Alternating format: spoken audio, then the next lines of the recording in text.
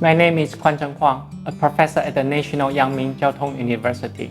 My research interests include supply chain management and technology management. I would like to share our study entitled Foreign Investment from Taiwan's High-Tech Sector and its Impact. For modern economies, technology is as basic as food and energy. Its impacts are certainly not only about prosperity, but also security. Our research team investigated the investment of Taiwanese companies in two representative subsectors, the electronic manufacturing service, EMS, and the semiconductor foundry service, for which Taiwan has dominating market shares and substantial influence. EMS providers offer electronic products a wide range of services, including product design, sourcing and manufacturing, as well as global supply chain management, which can cover the entire product life cycle. The top 5 global EMS players, Foxconn or Honghai, Pegatron, Quanta, Compal, and Winstron, are all Taiwanese companies, with a combined revenue accounting for about 70% of the global revenue. Most of the manufacturing activities has been taking place in China, the world's factories. However, as the business environment evolves, labor costs are no longer the sole consideration for choosing production sites, and the global supply chain management follows a trend from so-called offshoring to nearshoring. The story begins with Foxconn's first move in year 2000, a brownfield investment in the Czech Republic. Through years of investment for building a regional operations center, Foxconn nowadays is the second largest exporter of the Czech Republic, only after Skoda. In addition, as highlighted in an interview with a Czech labor union leader, the jobs created by Taiwanese company is 8 times more than Chinese companies. For a recent development, Taiwanese companies have expanded their core operations from manufacturing activities to businesses based on technology and innovation, which are in line with the Czech Republic's direction for industry transformation. Another important development for the globalization strategy of the EMS industry is related to the recent intensification of the US-China trade war, starting from 2018. Many multinational enterprises have accelerated relocating production capacity in China to Southeast Asia and South Asia, the focus area of Taiwan's new southbound policy. Most Taiwanese EMS players, together with many so-called hidden champions, the electronics parts and component suppliers, have made substantial investment in Vietnam, Thailand, and India. For Taiwan's outward investment in 2010, the share of China and ASEAN were about 84% versus 6%.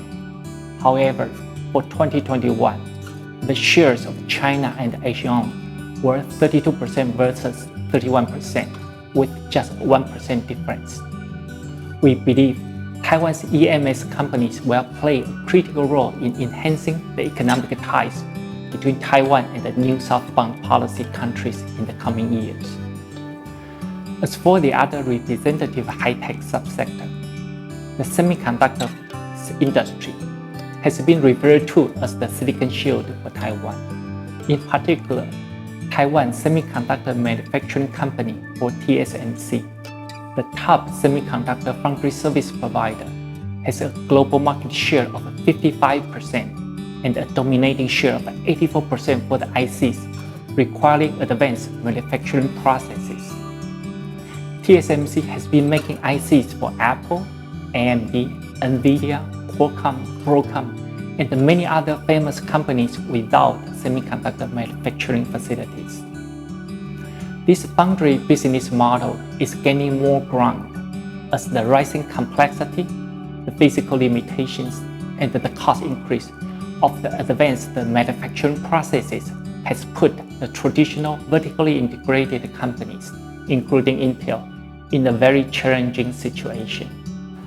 The recent investment plans of TSMC in Arizona, the US, and Kyushu, Japan, has drawn global attention, especially under the worldwide chip shortage crisis.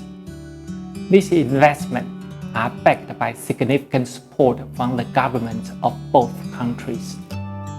For the US, the Chip for America Act, creating helpful incentives to produce semiconductors, is a crucial factor. For Japan, it is estimated the Japanese government will provide about $3.5 billion financial support, which is about half of the cost of building the semiconductor fabrication plant. Both projects will address the supply chain disruption and the economic security issues caused by chip shortage, and facilitate the growth of the associated semiconductor clusters.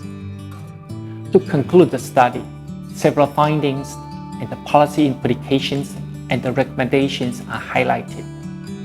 First of all, to support the global expansion of Taiwanese high-tech companies and relate it with Taiwan's foreign relation development, the policy of the Taiwanese government and the strategy of the decisions of the private sectors must be aligned to adapt to the evolving business environment. This approach for international development is dramatically different from what China has been doing.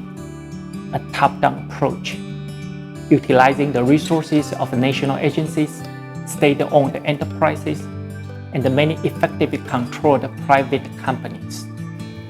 The partnership and the synergy between the Taiwanese government and the Taiwan's high-tech sector is a key to a win-win solution.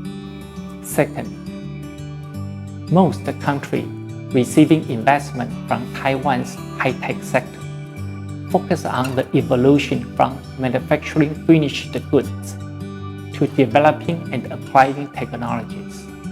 Their strategies aligned with Taiwan's strength in several fields. Therefore, the Taiwanese government and these foreign governments can launch joint programs to facilitate technology cooperation and transfer, which helps realize the industry transformation of the foreign countries and materialize the advantage of Taiwanese EMS companies in global competition. Third, another policy recommendation is the bilateral cooperation on developing science-based industry parks.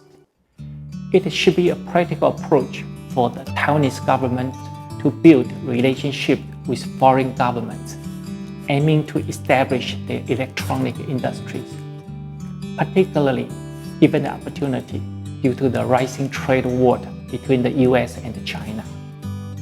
This move is also a valuable support to Taiwanese EMS companies, which are keen on building industry clusters in foreign countries. In this regard, Taiwan's new southbound policy can be a useful platform. Fourth, the Taiwanese government has not done much to enhance its relationship with foreign countries through the channel of Official Development Assistance, ODA. Given the global competitiveness of EMS companies, the Taiwanese government can provide ODA resources to support foreign countries' digital infrastructure projects, which may lead to a more solid bilateral relationship when compared with the current trade and investment from the private sectors.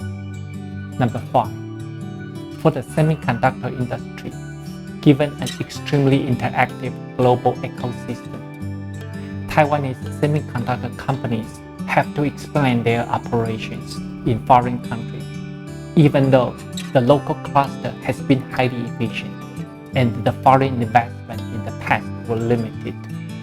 Furthermore, the governments of many countries have officially addressed the economic and the security concerns associated with semiconductor supply chains. Meanwhile, the control regulating dual-use export has been tightened in many countries. Thus, the Taiwanese government may need to work with the foreign government to better resolve the chip shortage crisis and consider establishing a global semiconductor alliance. 6. To sustain industrial advantage, especially for the advanced manufacturing technology of foundry services, the Taiwanese government needs to support the local semiconductor cluster to grow continuously by hosting more advanced manufacturing facilities and attracting more expertise and capital. The strategy and the policy should aim to maintain the integrity and the momentum of the semiconductor manufacturing platform based in Taiwan to serve the various players in the ecosystem with reliability and trust. I believe this study is a very good starting point to understand the investment impact of Taiwan's high-tech sector. More sophisticated and concrete output can be expected if we can further explore the collaboration between Taiwan and the foreign country, as well as between government and the private sectors. Thank you.